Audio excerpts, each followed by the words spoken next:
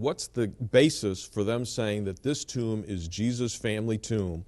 The reason, they say it's because the people named in this tomb, there were 10 ossuaries that were cataloged, and 6 of them had inscriptions on it.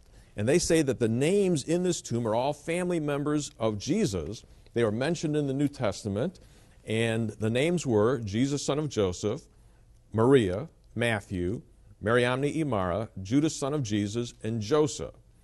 Now, let's start with the fact that all of the scholars seem to have a question about every one of those names, and let's go through the list.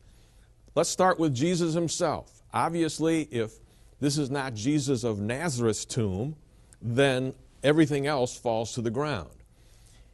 Talk about what Rachmani put into his catalog, and where Kloner talked about the name Yeshua, son of Joseph, and then he had a what after in his catalog? Well, Rachmani had a question mark about Yeshua because the inscription involved in this particular tomb is extremely sloppy.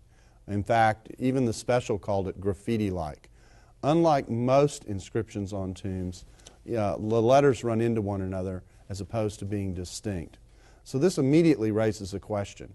If this were the ossuary of Jesus, who had been presupposed to be the possible Messiah of Israel, and you were creating a bone box, an ossuary, to lay him in after a year, after his body decomposed, because the process here was you died, you had an initial burial, and then the body decomposes and you're left with the bones after about a year.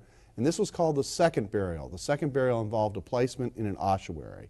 And as a result, when you had a year to prepare this bone box, you're going to place these precious bones into this bone box, and you scratch the name Jesus on the side.